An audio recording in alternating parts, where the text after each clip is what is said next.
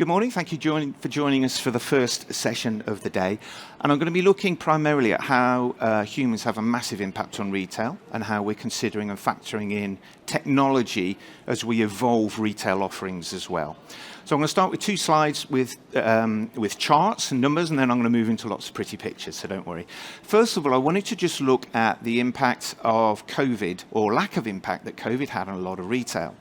This is a chart from the Office of National Statistics that shows the growth of digital as a percentage of retail sales from 2006. And you've seen that the share of digital sales in retail is slowly increasing. And unsurprisingly, we get to 2020 and there is a huge spike because we're all online. But what is interesting to see now is post-COVID that the share of digital has dropped back to where it would have been on the growth chart if COVID never happened. So during lockdown, we had lots of phrases such as we're all online and everything, we're in a new normal now. But what happened was normal was just put on hold and we returned back to it after COVID. And interestingly as well, this chart looks at footfall on the high street. And it's currently at 87% of what it was pre-COVID as well. And you can even question that 13% drop because since then we've had the growth of work from home. So at any time in a city centre, you may have 15-20% of the workforce working from home, which affects footfall. Also, we have only been able to have a Chinese tourist travelling and shopping recently, and understandably, we don't have Russian tourists as well. So what we're seeing now is this was a photograph I took in March on a Wednesday afternoon. The streets are full of people. So what we have found is COVID didn't have any long-term impact on how we shop as humans. We just had a temporary halt in activities and then we moved back to where we were before because humans are social creatures and it's very difficult to change a habit. And all we did was put our habits on hold. So what I want to do now is look at the ecosystem of retail and how it works, and then some considerations of how our understanding and appreciation of the physical side has manifested within the retail ecosystem. So I've created here a made-up shopping journey. I've created a scenario here where someone's watching the World Cup and they see Messi playing football and he has an amazing new pair of football boots.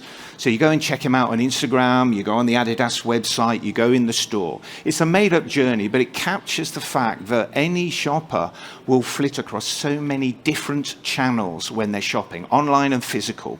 And then you will find then the challenge is making sure that all of those channels are consistent. Too many businesses still have a separate digital team or an online team compared to what they're doing in physical space. And this will just confuse and frustrate your shopper. They may, I'm sure you've done the same as well, on a Saturday morning you may check the price online before you go into the city centre to check something, and if it's 10 or 20 pounds more expensive in the store, you just alienate customers. So the challenge you have now is you need everything to be consistent. Same product availability, same price, same tone of voice, same purchasing simplicity, because the customer will flit across your channels subconsciously. So they all need to be accessible, easy to understand, and consistent. So to me, I really think, I've come up with the phrase symbiotic retail. Some people call it unified commerce. The idea now is that all of your channels work together as one ecosystem. You can't have separate departments operating with different KPIs and price points. If people go into a store to have a look at something, they may not buy, but they may then buy online when they're at home later that day, or even 2 or 3 months later. The power of flagship stores is often here where you see that ripple effect. So the physical store can then trigger online sales. Likewise, you may download the app, you might see a new product, and then choose to go into the store to have a look and try it on. They all work together, so you can no longer measure the impact and success of one channel in isolation because they all contribute to each other's success and availability and engagement. Nike do this particularly well with their flagship stores. If you have the Nike app, sometimes it will notify you when you turn up a shopping mall. I had this when I went to the Westfield Mall in West London.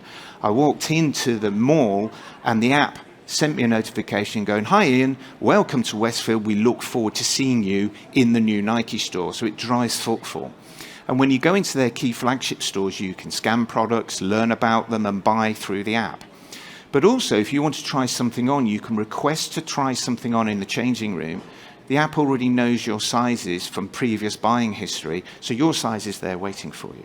And this is the real power of the digital channel of the app working with the store, not competing. They're working together to make it a more seamless customer experience for your target audience. And I love this report that appeared in the Next annual accounts 2 years ago, where they recognized that 195 of their stores lose money if you measure their success by the money in the till at the end of the day. But they said there's no way we're going to close these stores because they offer additional services within their retail ecosystem. 80% of their online returns are returned to store. And free online returns wipes out a third of the gross profit of the fashion industry. You have what's called wardrobing. We've all done it, where you order 4, keep the one you like, and you send 3 back. And it has a huge impact. They're able to get people to return 80% of those returns into the store themselves. This is a footfall driver, getting people into the store where you can persuade them to buy more. And the other one is click and collect. So if you order and you want to collect from your local store, another footfall driver. Any opportunity to get people into your store is an opportunity to increase sales. John Lewis, the department store, has said every click and collect customer on average spends another £20 when they come into their store. So they've looked at this and they've turned around and said the cost of operating these stores is 0.4% of our online operating business. They view that as a great investment, even though as a physical store, it actually loses money. They recognize the value of the whole retail ecosystem working together. I want to look a little bit about how you can utilize the physical space where you have this direct human contact in some very credible ways that benefit your bottom line. And the first one is building a sense of community so that your customers feel like they belong. Brand loyalty is very fragile. Brand loyalty only works until you annoy a customer and then they're not loyal and they go. So if you can build a sense of belonging within your community, your physical stores and your brand experience, people are more likely to stay. One great example is Rafa. They're a premium cycle clothing company, and their stores are called clubhouses. And you can join the Rafa Cycling Club, and this is their store just off Regent Street in central London. They utilize a cafe shop as a focal point. Now, lots of retailers like to put cafes in their stores. The thinking is people will come in for a coffee and a cake, they will stay longer, and they will buy more. But unless you connect the relevance of the cafe to your shopping experience, you give up a lot of your shop space, share the revenue with a coffee company, and people have a coffee and they leave. Where it works really well with Rafa is the culture of cycling is intertwined with cafes. The traditional Sunday bike ride, you go out with your friends, you stop at the cafe, steaming mug of tea and a huge slice of cake, and then you carry on. So there is a relevance to the cafe. They also make fabulous coffee in here, which really helps. So this store opens at 7:30 in the morning, where it's in cafe mode for commuters, but you can still buy product while it's in there. So it's a wonderful way of understanding how you can create a sense of belonging within the store by utilizing an additional revenue stream as well. Now, another interesting move that I saw about building a sense of belonging is Primark, in their store in Hammersmith in West London, were offering care and repair workshops. The lady at the front here is from the Victoria and Albert Museum in London, who are specialists in restoring ancient and historical clothing. And she's running a course teaching you how to repair zips and sew buttons on your clothes, just like your grandma used to do. So this is a fast fashion retailer teaching you how to repair clothes rather than buy new ones. And the sense of belonging, and they run these on a regular basis, chatting to the people that attended that session, they love that sense of engagement, a bit of nostalgia, remembering their parents and grandparents, but it's a useful, beneficial activity that then reflects positively on the brand. Now, I want to touch a little bit about Gen Z now. Now, everyone is so excited about Gen Z, and personally, I think there's a lot of rubbish spoken about Gen Z, and I'll explain why. First of all, we have these age categories. I was told these were created by McKinsey, the management consultancy. And there is no reason why each category starts and ends on those days. They're not built around the end of a war or the invention of the internet. There's just an arbitrary date where you're born one day earlier or one day later and you're treated completely differently. So I have an issue with these categories because there's no reason why they're grouped like they are. Now, this is my son Ben. Okay, he's a Gen Z. Okay, he plays basketball, sleeps till lunchtime, plays music I don't understand, and he grunts. He's a teenager. And these are wonderful examples of what you would expect from a teenage boy. Now, what is interesting is when I moved into my old house 4 years ago, I let my kids choose their own dining chair to go around the table, so they're all different chairs. This flowery chair from IKEA is the one that Ben chose. He loves this chair. And there is absolutely nothing in Gen Z research that says that this creature would choose that chair. And what I'm trying to say is, we're all individuals. There are 2 billion Gen Z in the world. When everyone talks about it from a retail point, they treat them like one person. And it's a really dangerous thing to do if you're trying to profile and understand what to do. By all means, pick up on trends. You get everyone saying, oh, they're socially engaged. They care about the environment. My grandparents were banning the bomb in the 60s. They were socially engaged. Oh, they're digitally native. My 85-year-old dad does everything on a smartphone. These aren't unique things. They're just the youngest generation challenging the status quo and using the technology that's currently available, just like we did, and our parents and our grandparents. What's way more important is to understand why people are shopping. Now, another thing that a lot of companies and big brands have historically done is they create a customer profile. Our customer's called Mary, and she's 35, and she drives an Audi A3, and she reads Hello magazine. Again, a lot of this will help you understand their lifestyle, but it doesn't necessarily help you understand how to sell to them. And I'll use a supermarket as an example, okay? Lunchtime, we'll come into a supermarket and we want to get a meal deal. In our lunch break, we go in, buy a sandwich, packet of crisps, can of Coke, and you want to get out as quickly as possible, which is why every supermarket has their grab and go category right by the front door, because you're not going to walk through and get out. Now, on Wednesday evening, this Mary drives up to this supermarket in her Audi A3 and she does the weekly shop. And she's got 2 kids, and food is very, very expensive. So what she's doing is trying to get the best value possible because it costs a fortune to feed her kids. And then at the weekend, she's having a dinner party and inviting her boss round because she wants to hit him for a pay rise. So she wants to cook a really nice meal. So this is the same person, Gen Z or not, driving an Audi or not, 35-year-olds or not, using the same store 3 times. First one's speed, second one is value, and the third one is quality. So you have to understand why people are coming to the store. And I often say that, you know, if you imagine a man on his way home is forgetting his wedding anniversary, your price is not an issue. You could sell it to him at 10 times more because he's in deep trouble if he doesn't buy something. And I had a moment of clarity myself a few years ago when I had a proper job with an office. I used to come home on a Friday, go to my corner shop, and I'd buy a 4-pack of beer for the weekend. It was like my little treat.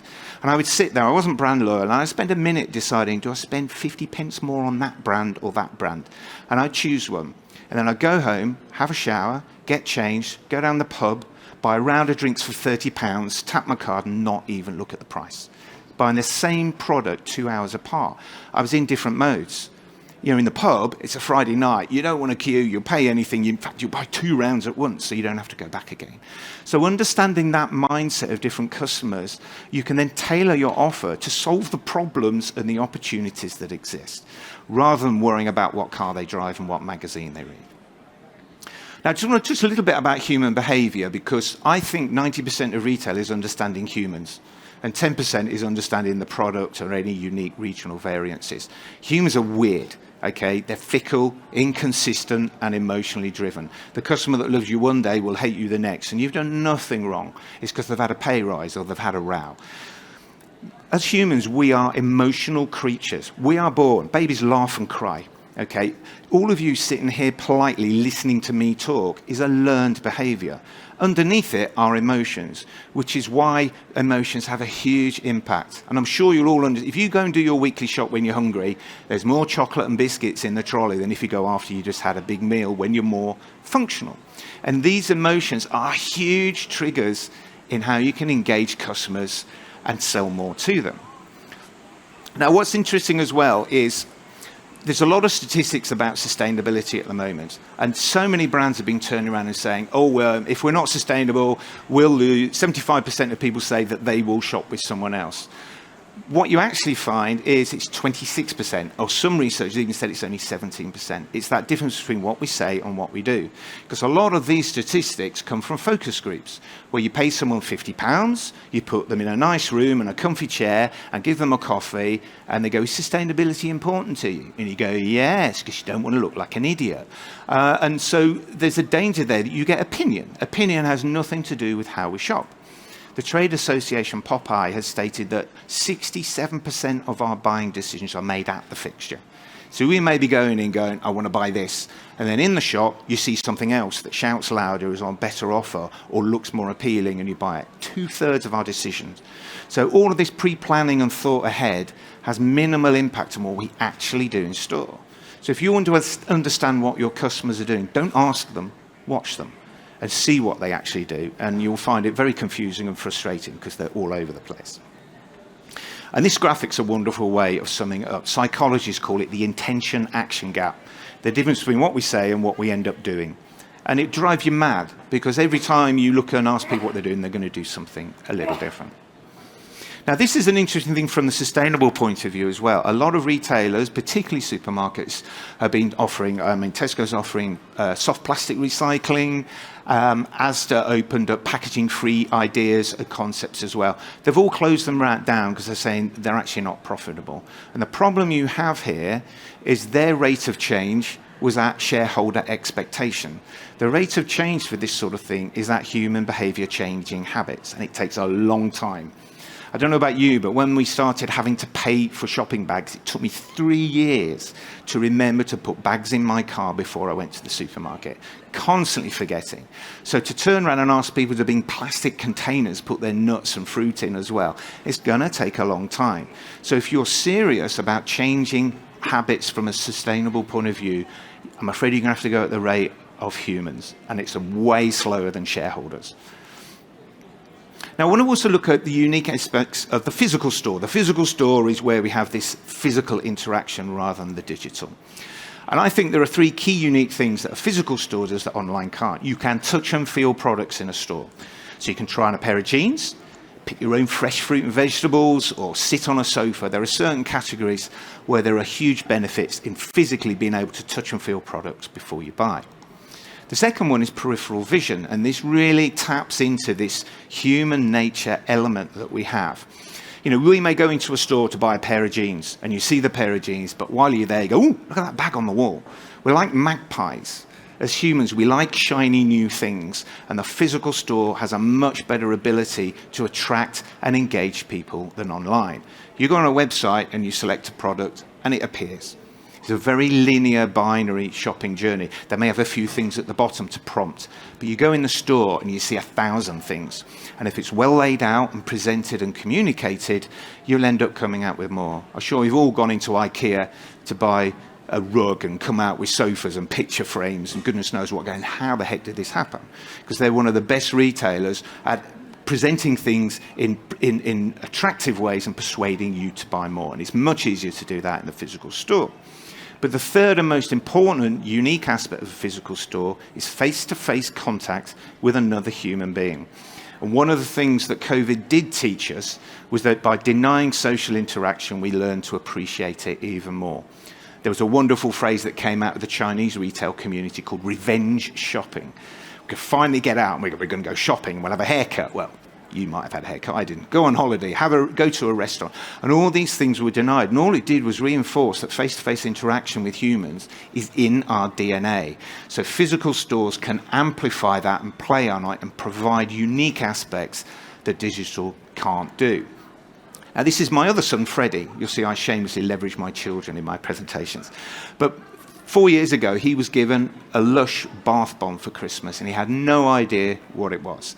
And I do an annual trek down to London where my kids, I take him to Lego and his son to Nike, and it cost me a fortune. So I said, well, let's go to Lush as well. So we went into the store, and we spoke to this lady, and we said, can you explain what a bath bomb is? And they went, no, but we can get Freddie to demonstrate a bath bomb. So they collected about 25 customers all the way around one of the sinks, big countdown. Freddie drops the bath bomb and he gets a huge round of applause, as you see there. We then went to the bath bomb category and I was going to buy him a bath bomb. And that lady came up with a bath bomb in a bag and a little handwritten note, Freddie, thank you for bringing the thunder, because store staff in Lush are allowed to give a free product to any customer that makes their day. So you imagine that as a retailer, empowering your staff to give stuff away for free. And I've talked about that in workshops, and it freaks people out. But they have the best staff in retail.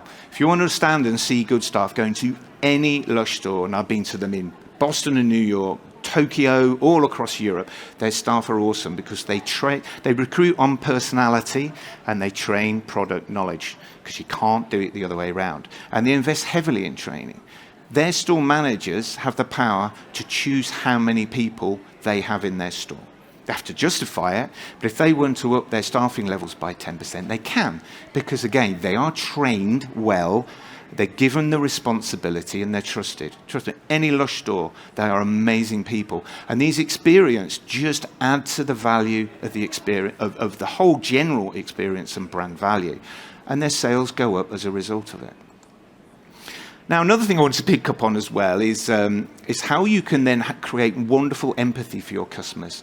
And these are sort of things that don't appear on the spreadsheet, but they offer a huge benefit. Now, we've all been into Aldi, I'm sure, and you go to the checkout and have this fast aisle, and you put everything on the conveyor belt, and then you go around, and it's like you're in the slips at cricket with your bag going, come on, I'm ready. And they whip all the food off the line. You've got to grab it quickly, put it in the bag as soon as you can. It's like a sport that you try and keep up with a guy who scans everything and runs it through. Now, in the Netherlands, there's a supermarket called Jumbo, and they went the other way. They created a slow aisle in every supermarket where you can sit and have a chat with the member of staff. Hugely popular with the elderly population, people who are quiet, students. Only one aisle. Now, that is the least productive from scanning and getting things done. But the value and empathy that comes from that aisle goes way beyond the balance sheet. Gets huge coverage, people like me talk about it, but it shows an understanding that some of their customers, a lot of customers will come to stores, banks and doctors because it's the only human interaction they may get in their lives. So by recognizing that, you get a real benefit as a result.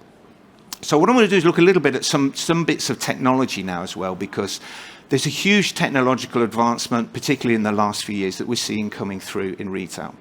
And there's some great ideas, but there also needs to be some caution and careful thinking as well, because technology for technology's sake is just very expensive and wasteful. One that has been talked about a lot at events in the last year or so is retail media networks. We can put a whole network of screens and you can sell advertising space and you can sell loads more stuff to people. And it's interesting because some of the big retailers like Walmart and Tesco's are saying that their ad revenue is going to match and outstrip what they spend in advertising. So a lot of retailers are so excited that they're going to make money by putting screens in their stores. But the problem is, the screen itself, you shouldn't be thinking about. It's the content. You can get a fancy, big 8K screen that does amazing things. It does the same job as a clip frame. It delivers a message. If the message is wrong, then you're wasting an awful lot of money. And here's an example. This was a very large Tesco's Extra, 100,000 square feet store. And on the side wall, you have the main spine aisle that runs across supermarkets. And on this side wall was this 4-screen retail media unit above a load of product. And I looked at it and I had an issue with every single bit of the content that was going on it. And it surprised me because Tesco are probably the most sophisticated retailer in the UK. Cadbury's Cream Egg. There's a little video rolling for about 5 seconds. Great fun. Now, the problem you've got here is you go, yes, that's amazing, I'd love a cream. You turn around and the chocolate aisle is 10 aisles away. And you're there to do your weekly shop. So you turn around and go, yes, I want a Cadbury's Cream Egg. And you walk, oh, I need washing powder, dog food. Oh, I need some chocolate biscuits. And by the time you've got down there, you've forgotten. The moment has passed. Proximity is so important with these screens because it's impulse, it's in the moment. You're better off putting a small screen next to the product to excite someone than putting a massive screen that's 50 meters away from the product. Now, this second one was a Diet Coke. Your brakes on us. Let's look aside the fact that there's an apostrophe missing on the brakes. Your brake is on us. There's a QR code 3 meters in the air. So you've got to point your phone 3 meters in the air to scan it for what? I don't know what you're going to get there. And there's a load of small print. about Coca-Cola or what you can and can't do or the additives. This is utterly meaningless a way of engaging you. You may as well have just put a big logo up, because the QR code, everyone wants you to scan a QR code and download their app, but unless there's a relevance and explanation, people will not do it. Attention span here is in the seconds. So if it doesn't understand, people will just walk away. Now, the one that really made me laugh, because I was just banging on about proximity, what I like that Corona did, they said, find us in the drinks aisle. There's a direction to go, and the drinks aisle was only 2 aisles away. Directly underneath this, the second pallet is a pallet of Corona beer. Why don't you just put a bloody great big arrow, go and buy it here, instead of directing people elsewhere? And I thought maybe this was a one-off because this is the only store. I went to 3 other Tesco's. All of them had a pallet of Corona underneath the sign telling people to go somewhere else to buy it. And this is the most sophisticated retailer in the UK. And this content is not getting right. So if you try and get this right and you think, I'm going to earn loads of money, that will work for about 6 months when you strong arm all your brands. The next time they're going to go, I'm not going to do it because I've spent £50,000 on an advert and I've got no increase. So suddenly you'll be running television adverts and things like that. So it's really important. It's a great idea, but everyone is excited on the technology and the revenue, and no one is focusing on putting the right information in the right place. Messaging is different throughout the store. You know, your window needs to come inside. When you arrive, it's go, we do this and it's here. And then at the shelf, it should be buy this, not that. But it gets overly complicated with a lot of people in these areas. These aisles are very complicated, and we have set navigational runs. So persuading people to go down them is really important.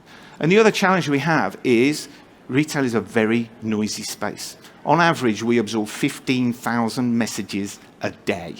We're in deselection mode. We're not absorbing information. We're choosing what to reject.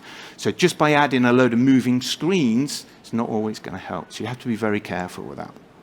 The second bit of technology I want to look at was shrinkage. A huge problem. Any of you are retailers, you'll understand. Theft from stores is getting to really scary levels.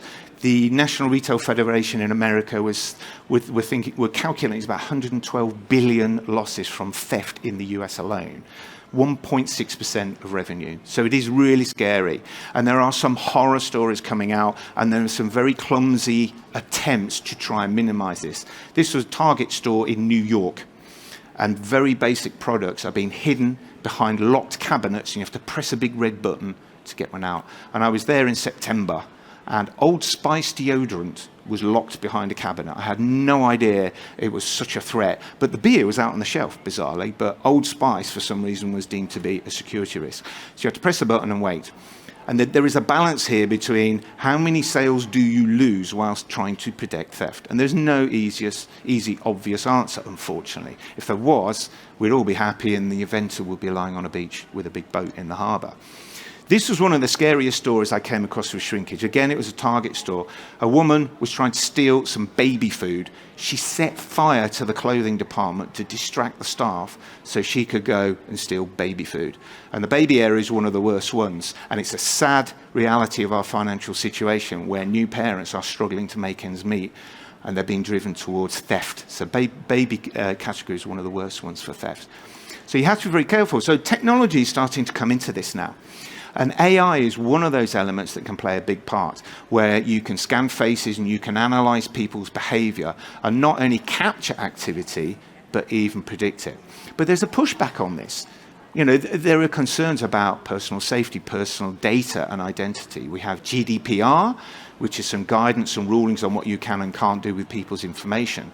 Scanning people's faces to understand what they might do is a bit of a minefield, and there are a lot of concerns about this. Some companies like Lego refuse to have cameras in their store for any reason because they feel it's invasive and they sell to children. Others will have different views. So we're seeing now, we're not only videoing and capturing activity, AI will actually measure body language to predict theft. If you're moving in an unusual way, it can flag that up, notify staff so that they can intervene. And you can intervene in quite subtle ways. So it's not just grabbing someone by the neck as they're running out with your product. You can walk up and offer to help. Waitrose have this lovely phrase called love bombing. If someone's acting in an awkward way, they'll come along, can I help you, sir? And 3 members of staff will come round and be really nice and offer to help as a way of preventing theft. So it doesn't have to be confrontational. But we're seeing now this sort of technology coming through where you can predict the likelihood that they may be stealing, so you can then gently intervene and overcome those problems as well. So it is a real balance here in how we're utilizing technology. This sort of technology, AI is amazing, very exciting. It has the ability to learn and evolve. But when I'm coming back to what I was saying before about unique aspects of a store, don't take it so far that you lose the benefits of having a store in the first place. You know, we now have some issues here where people are being banned from a store from facial recognition, where there are networks of security companies within the industry that will share information. And your face may have been rejected for one store and another store won't let you in, and you'll feel aggrieved, but for whatever reason, you've been flagged up as a high risk as well.